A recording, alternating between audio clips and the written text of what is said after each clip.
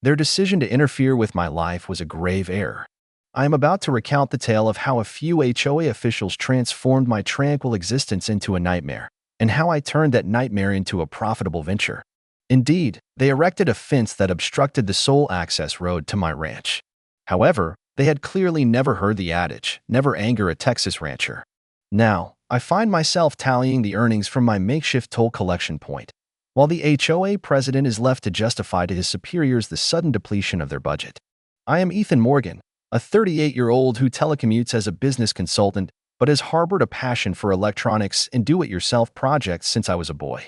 2 years prior, I acquired a 30-acre ranch near Austin, Texas, to realize my ambition of a self-sufficient lifestyle.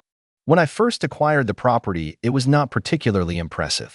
It featured overgrown fields, a weathered farmhouse that had certainly seen better times, and a dilapidated barn that seemed poised to give way in a stiff breeze.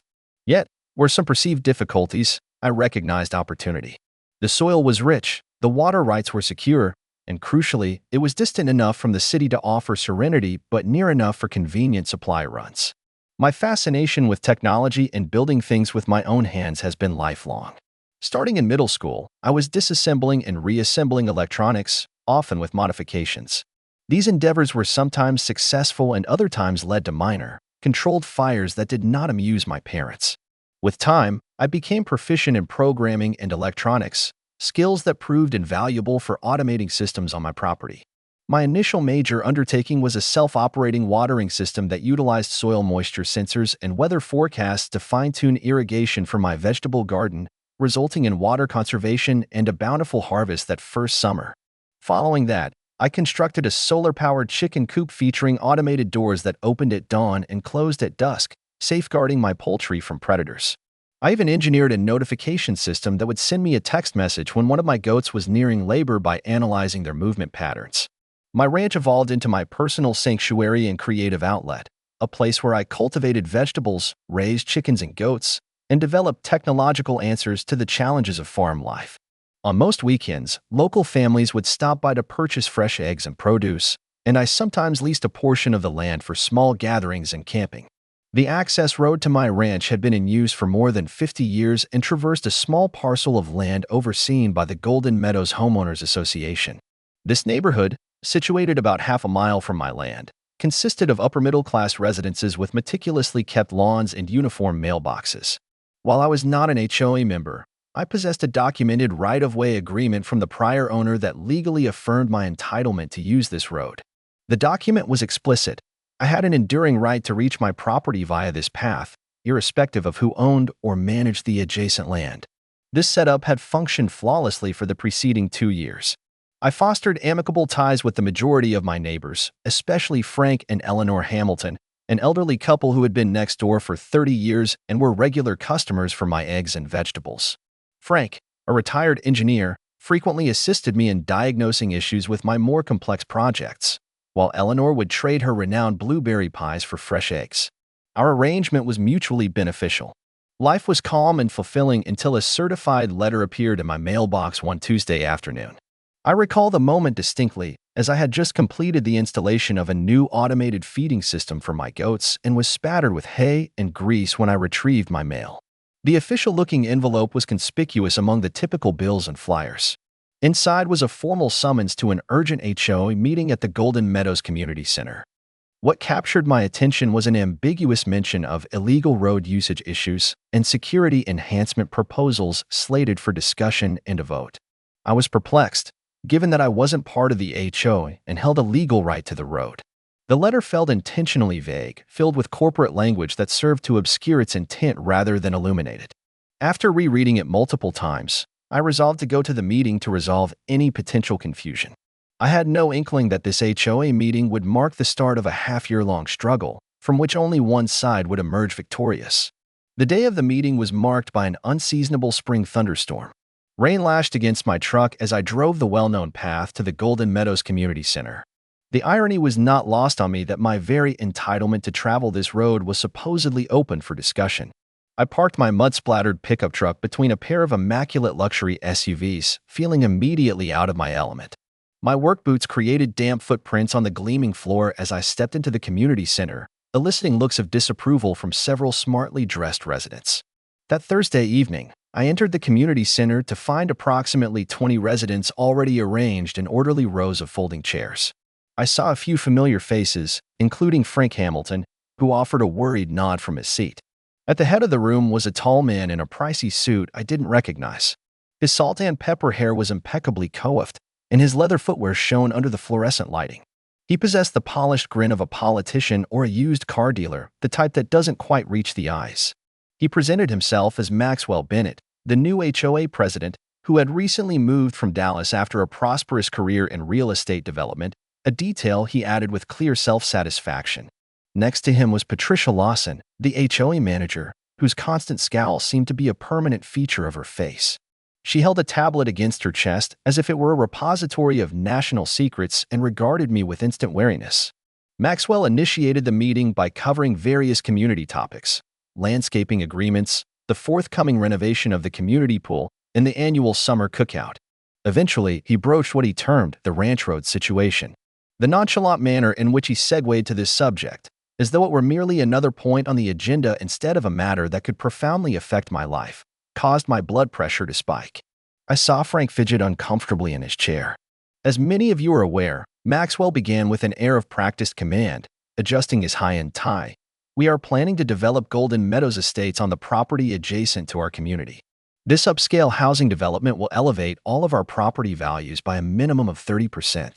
The architectural designs have been greenlit, and we have secured the majority of the financing required to commence construction by autumn. He pressed a button on a remote, and a sophisticated presentation materialized on the wall, displaying artistic renderings of opulent homes with swimming pools and flawlessly manicured gardens.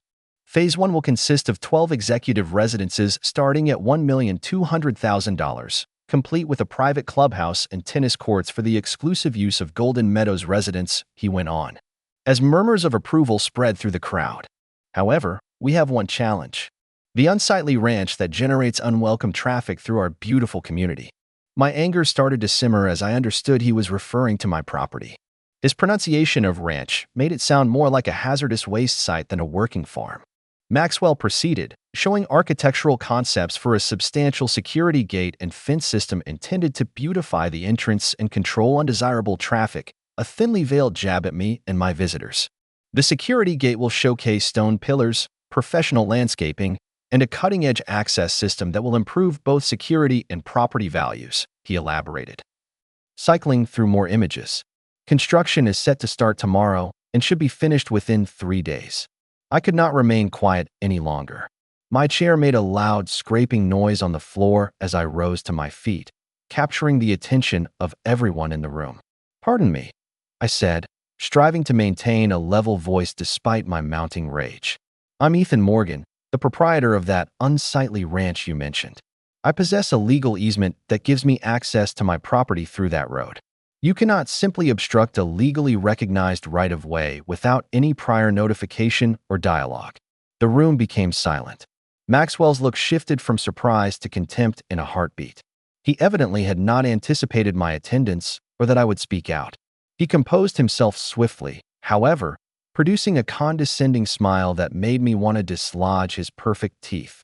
"Mr. Morgan, while you might have had a sort of informal arrangement previously, the HOA possesses complete jurisdiction over community roads and security protocols," he asserted with a tone of finality that implied the issue was closed. "Furthermore, your farming enterprise is an eyesore. It's lowering property values in our neighborhood.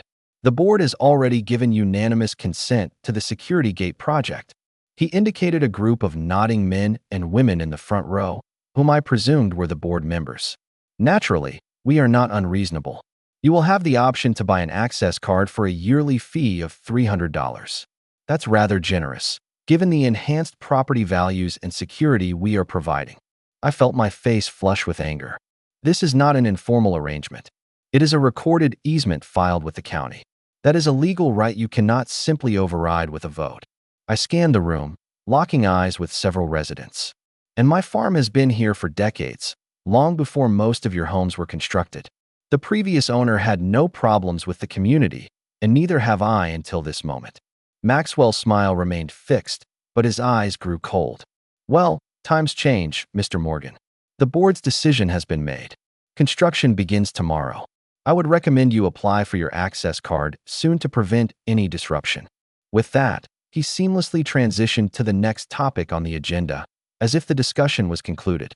Following the meeting, I stood in the parking area, still simmering with fury. The rain had ceased, but droplets fell from the trees above, mirroring my somber mood.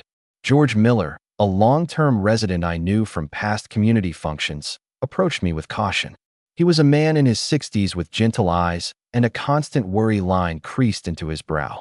Glancing around nervously to make sure no one was observing, he imparted some unsettling information. "Bennett has assured investors he will boost property values by improving the area and getting rid of undesirable elements, which means your ranch.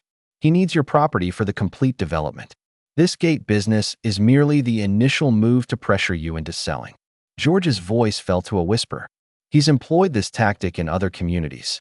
First, there are access limitations, followed by mysterious code violations, and then issues with water access.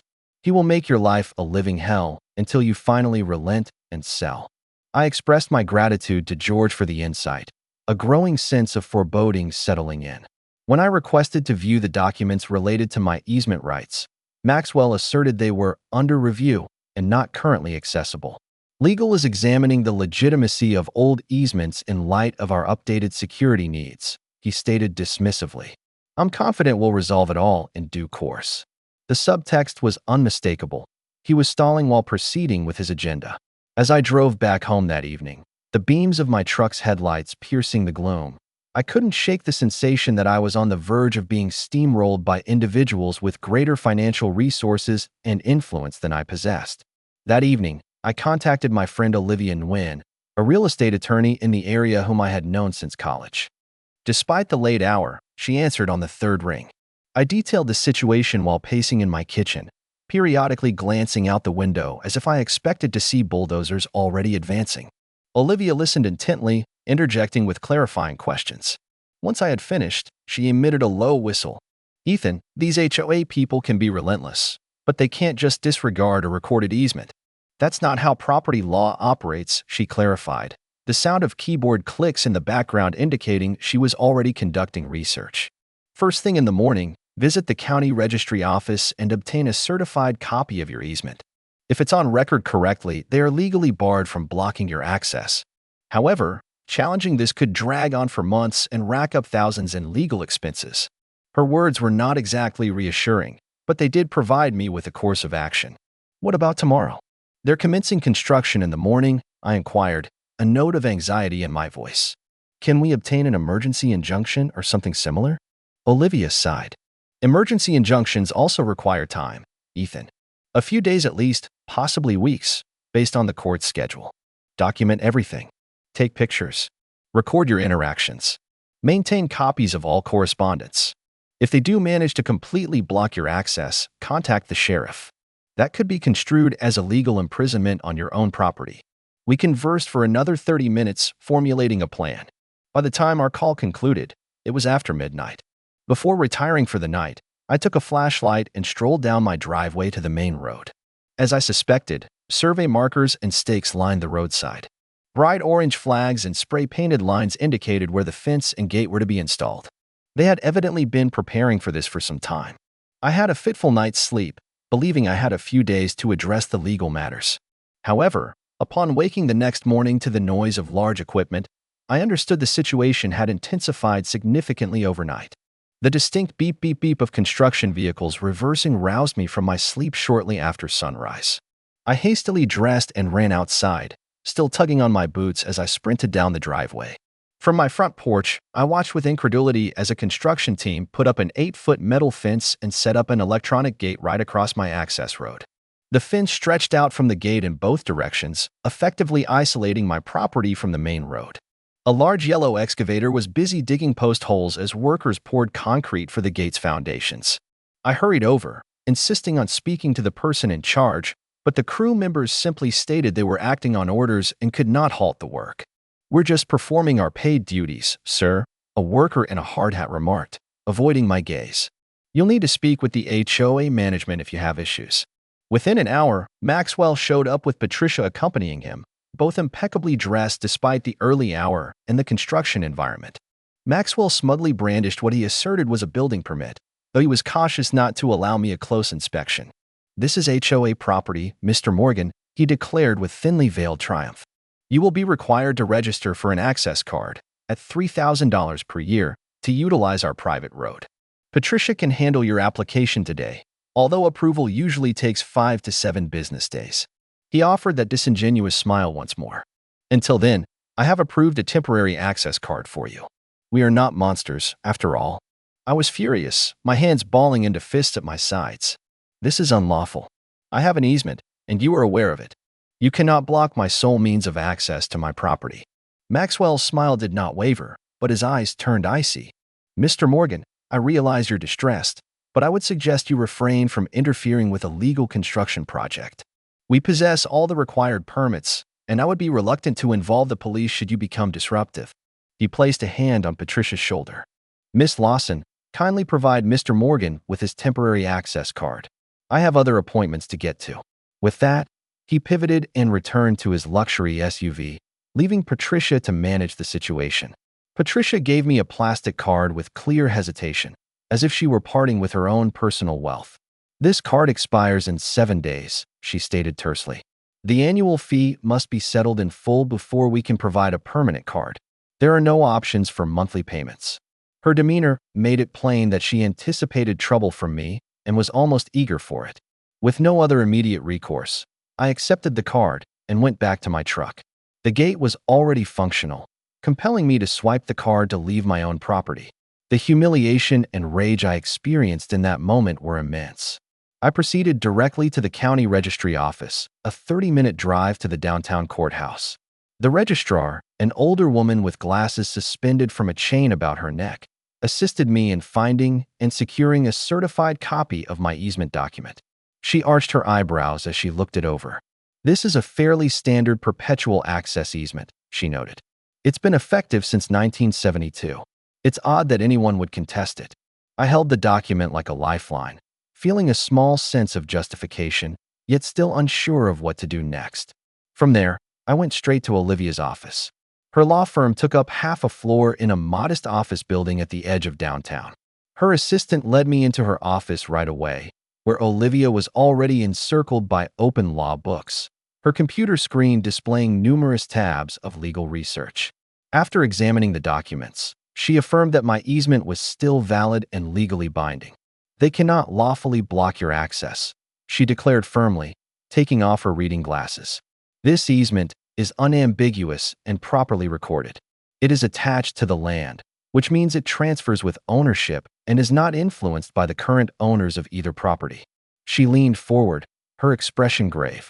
"But securing an emergency injunction could take weeks, and they are aware of that. This is an intentional strategy to stall.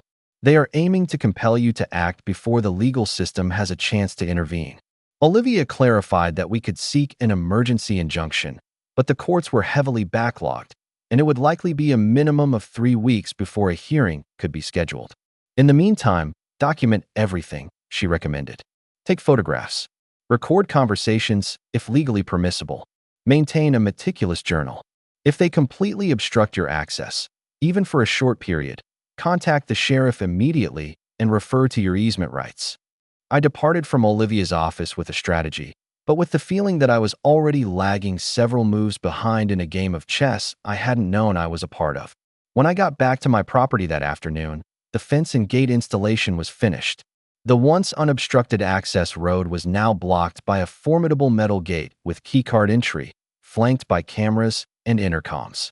The fence stretched as far as I could see in either direction, a tangible symbol of Maxwell's resolve to manage my comings and goings. Maxwell was there with a smug grin, offering me a temporary 7-day access card. "After that," he stated, "you'll have to pay the fee or figure out another route home." He then leaned in and whispered, "I'm aware you've been looking into the legal documents. Feel free to file for an injunction. By the time it's processed, our development agreement will be finalized, and we'll find other ways to make your life difficult." As I observed his self-satisfied smile, a thought suddenly struck me. If they intended to convert my road into a toll gate, why couldn't I do the same? I kept my idea to myself, silently accepting the access card and driving through the gate onto my land. Once there, I parked my truck and walked the perimeter of my property, focusing on where the new fence met my land. The positioning of the fence seemed off. It appeared to have a slight curve at one point, which didn't align with my memory of the property line. I retrieved my property survey from when I had bought the ranch and examined it closely, comparing it with landmarks and measurements. After an hour of checking, I suspected that the HOA's new gate might, in fact, be partly on my land. Over the subsequent days, I delved into research on Texas land laws and easement rights. I hardly slept, spending hours at my kitchen table surrounded by legal papers, land surveys, and printouts of Texas property codes. I made a remarkable discovery. My easement ensured I had reasonable access to my property. More significantly, a meticulous review of the property surveys revealed that the HOA's gate actually encroached slightly onto my property. It was a surveying mistake on their part. Approximately 3 feet of the electronic gate mechanism and one of the fence posts were technically situated on my land. This minor detail had the potential to change the entire situation. I consulted with Olivia, who confirmed that I had the right to control any structures on my property, including that section of the gate. If their gate is partially on your land, they've effectively built an unauthorized structure on your property, she explained, her voice a mix of surprise and satisfaction. That gives you certain rights that they can't easily dismiss. She recommended getting an official survey to confirm my findings before taking any action. If you're right, this could be the leverage we need, but proceed carefully. We need to be absolutely certain before making any claims. I called my friend Ryan Cooper, a local building contractor who had helped me renovate my barn the previous year. Ryan was a practical, no-nonsense type who harbored a deep distrust of suits and ties, telling regular folks what they can do with their own property, as he put it. I showed him the boundary maps and my property survey. After examining them carefully and walking the property line with me, he confirmed my findings. No doubt about it, he said, chewing on a toothpick. They built part of that gate on your land. Probably figured you wouldn't notice or wouldn't know what to do about it if you did.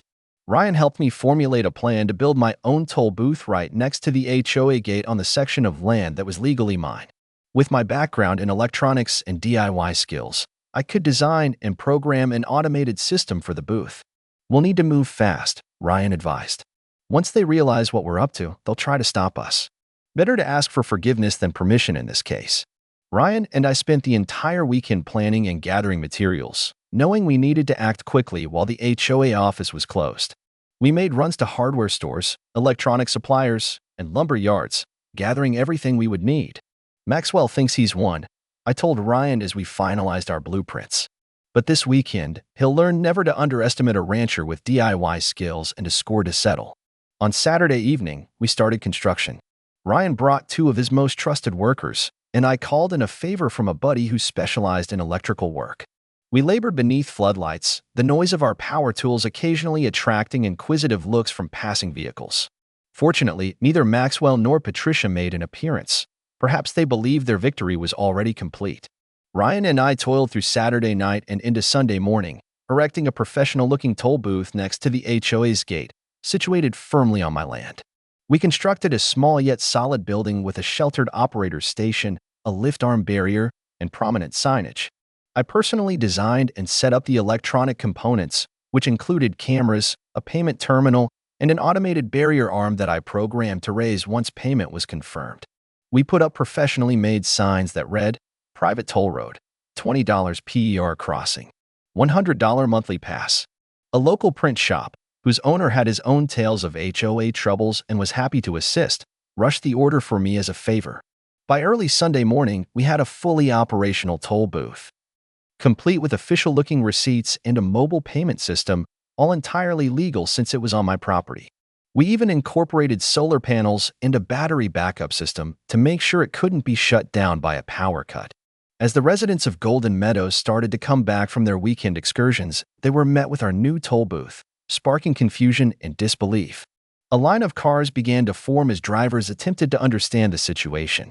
I stood at the booth, dressed in a button-up shirt and a professional-style cap, calmly explaining the circumstances to each driver. The road crosses my property at this point, I clarified to a bewildered family in a minivan. And since the HOA has chosen to charge for passage over their land, I am merely doing the same for the section of road on my property. The fee is $20 per crossing or $100 for a monthly pass. I take cash, credit cards, or mobile payments. Some residents were upset, others were amused, but the majority paid as they needed to reach their homes. A few tried to debate the matter or threatened to involve the police, but I just smiled and gestured to the property survey prominently displayed on the booth. "You are welcome to call them," I stated. "I have already conferred with local law enforcement. This is my property, and I am acting within my legal rights." By mid-afternoon, news of the toll booth had circulated throughout the neighborhood, and some residents started taking photos and videos. I knew it was just a matter of time before Maxwell heard about it. Indeed, around 4 p.m., Patricia came across the toll booth on her way back from grocery shopping. The look of astonishment on her face as she lowered her window was invaluable. "What is this all about?" she exclaimed, her face turning red. "This is unlawful. I'm contacting Maxwell immediately." She declined to pay the toll, parked her car on the roadside, and began furiously making a call. When Maxwell showed up 30 minutes later, his face was crimson with fury. He marched up to the booth, his pricey shoes stirring up dust. "What in the hell do you think you're doing? This is unlawful harassment. You can't obstruct the public road," he yelled, drawing a small crowd of curious onlookers. I maintained my composure, a fact that seemed to enrage him further. "This isn't a public road, Mr. Bennett. You made that clear yourself when you installed your gate. And based on the property survey, this part of the road is on my land. I'm just asserting the same rights you claimed for the HOA, controlling access to my own property." Maxwell threatened to call the police, his voice escalating to nearly a shout. I calmly encouraged him to do so, clarifying that I was on my own property with certified survey documents to back it up. "I have already consulted an attorney," I added. "Everything here is completely legal. If you disagree with the property line, you're free to hire your own surveyor." Maxwell took out his phone and made a dramatic call to the police, pacing back and forth as he reported a road blockage and an illegal toll booth to the dispatcher. Within 20 minutes, Officer Ramirez arrived. He was a middle-aged officer with a no-nonsense attitude whom I had met before when reporting a trespasser. Officer Ramirez heard both sides of the story and meticulously examined my documents, including the property survey and easement papers. After a detailed review, he addressed Maxwell. "Sir, this seems to be a civil dispute, not a criminal one. According to these surveys, Mr. Morgan is on his own property. If you challenge the property line, you'll have to take that up in civil court." Maxwell sputtered indignantly, claiming I must be violating some law, any law at all. Officer Ramirez stayed professional but resolute. "Unless you can provide documents showing this is your property, there is nothing for me to enforce. I'd advise you to speak with your lawyer." As Officer Ramirez departed, Maxwell was left standing there, red-faced and powerless. But I was certain this was only the start. A war had been initiated, and Maxwell Bennett was not the type to surrender without a fight. The following Monday, Maxwell convened an emergency HOA meeting to devise plans for taking down my toll booth. From what Frank later told me, Maxwell portrayed me as a hazardous troublemaker who was jeopardizing property values and community well-being. The HOA retained the services of William Davis, a high-priced lawyer specializing in real estate conflicts. A few days later, I was served with a menacing letter on law firm stationery, demanding an immediate halt to my operations and citing supposed breaches of local regulations, misreadings of the easement, and public nuisance statutes. I sent the letter to Olivia, who brushed off most of the accusations as legal posturing with little legal weight. I stood firm. My toll booth remained operational, collecting thousands of dollars in its initial days. The residents of Golden Meadows grew increasingly annoyed, not at me, but at Maxwell for intensifying the conflict instead of finding a solution. Many started to wonder why they were being forced to pay twice, once to me and once to the HOA, simply to access their own homes. The HOA made several attempts at sabotage in the subsequent days. First, they disconnected the power to the area near my booth, but my solar panels and battery backup ensured everything continued to run without interruption. Next, they dispatched building inspectors to look for code violations, but Ryan had made sure all our work met or surpassed county standards. They even attempted to get my toll operation categorized as a business, which would necessitate special permits. However, my lawyer successfully contended that it was merely a property access charge, no different from what the HOA was demanding from me. News of our conflict spread like wildfire through the community. Neighbors discussed it at local stores, in school pickup lines, and at church gatherings. Nancy Fletcher, an influential resident who had lived in Golden Meadows for over 20 years, began to challenge Maxwell's handling of the situation at HOA meetings. "Why are we spending money on legal fees when we could simply take down the gate and resolve this issue?" she asked during one particularly tense session. "This toll booth situation is making our community a laughingstock in the county. My friends from other neighborhoods are asking if they need to bring cash just to visit me." Other residents echoed her feelings as they continued to pay tolls to get into their own neighborhood. Meanwhile, Zoe Sullivan, a local journalist for the Austin Chronicle, got in touch with me for an interview about what she termed the toll war. I welcomed her to the ranch, showed her my documents, and explained the situation from my viewpoint.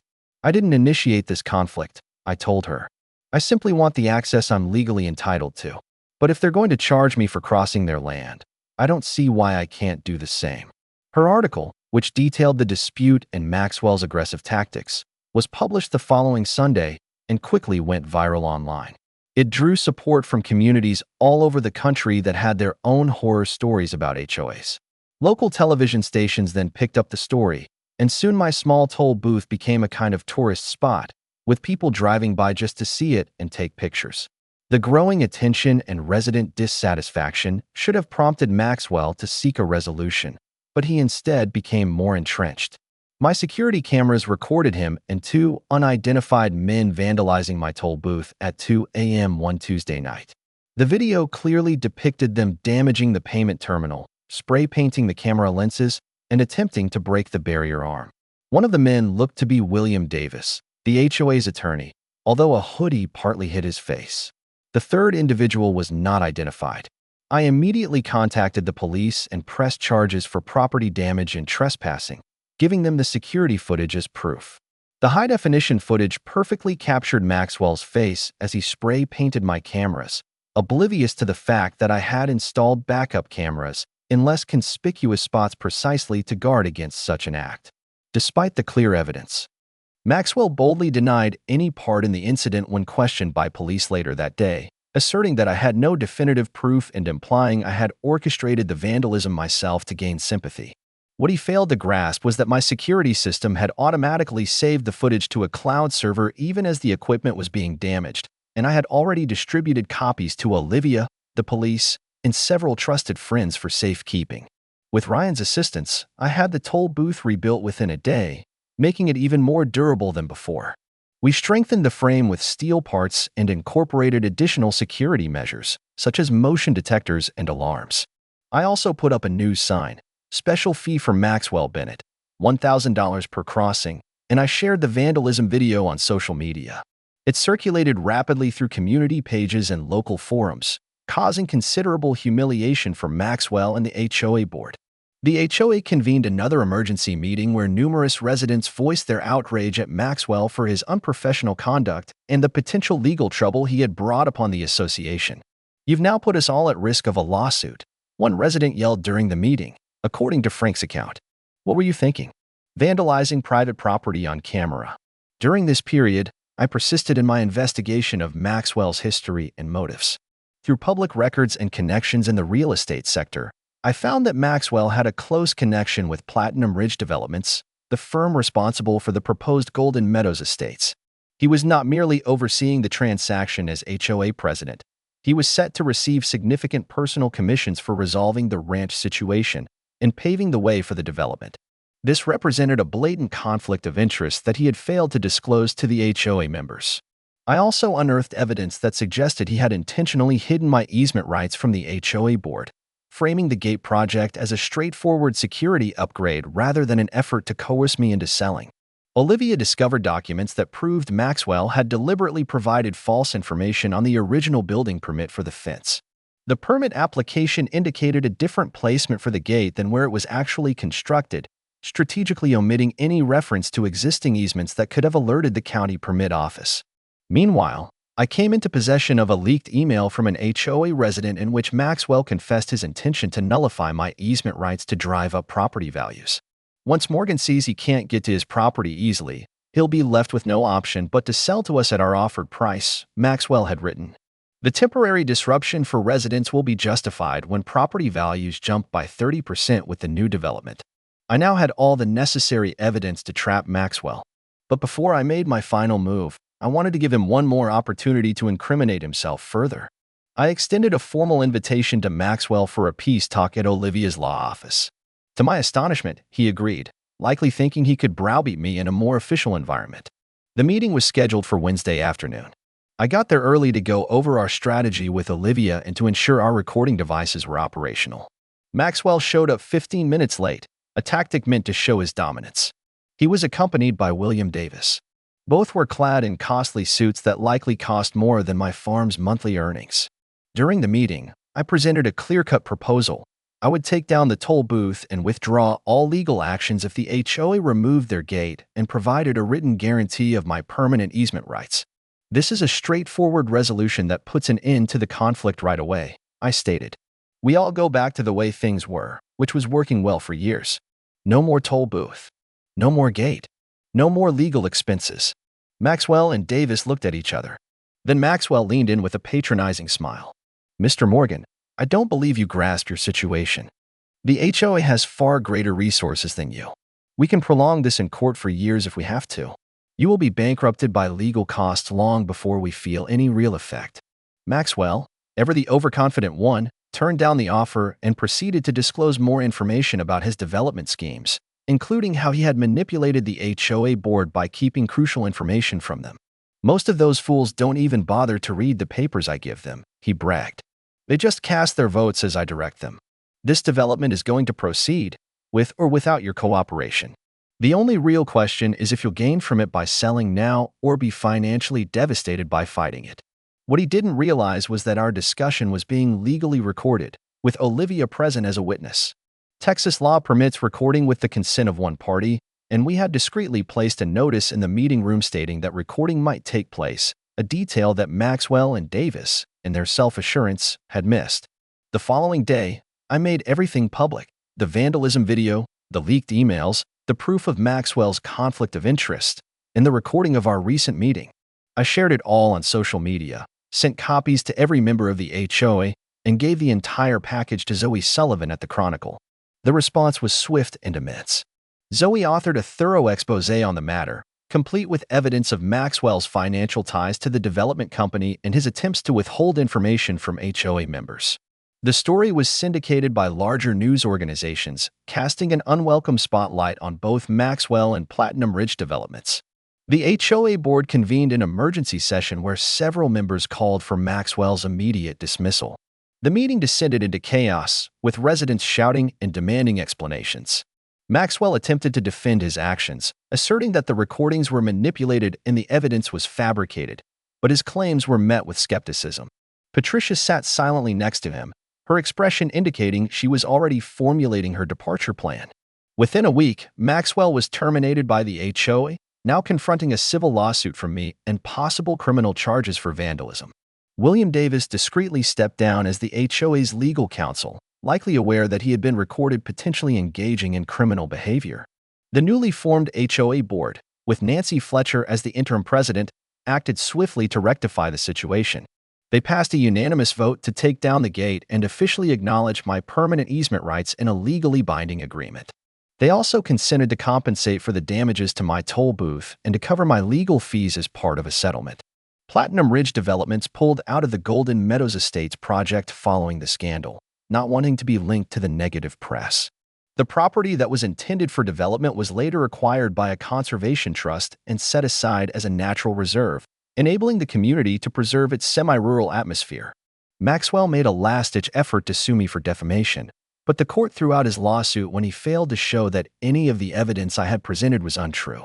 The criminal charges for vandalism were ultimately resolved through a plea agreement that involved community service hours and restitution payments. I decided to use the funds collected from the toll booth, over $15,000, to create a land rights defense fund aimed at assisting others who face similar intimidation from HOAs.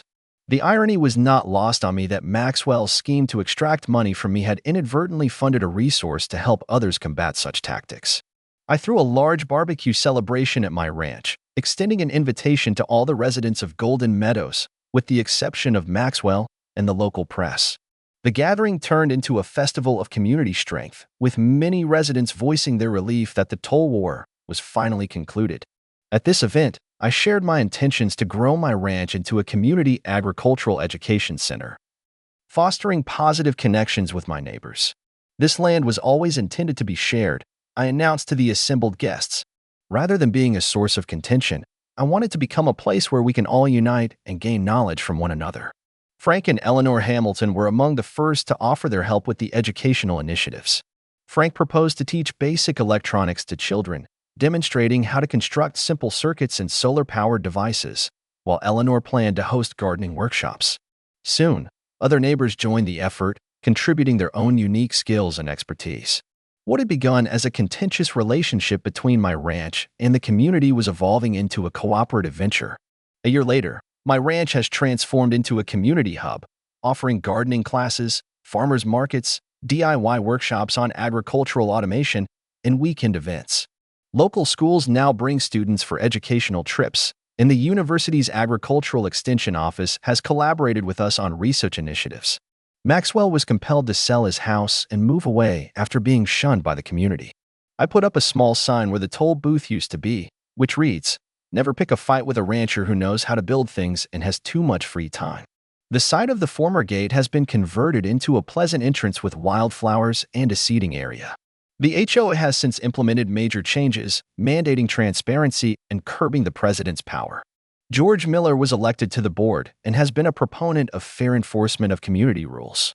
My DIY abilities have found a new outlet as I assist neighbors in installing solar panels and automated irrigation systems.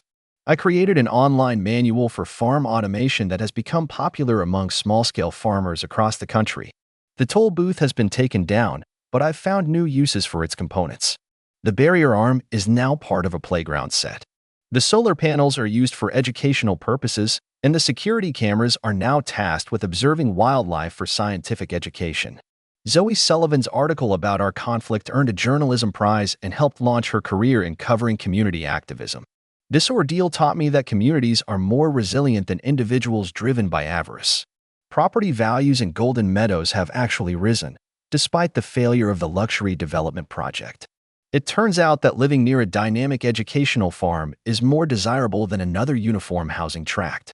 If you find yourself up against your own Maxwell Bennett, remember to keep a record of everything. Understand your rights, form alliances within your community, and don't hesitate to be inventive.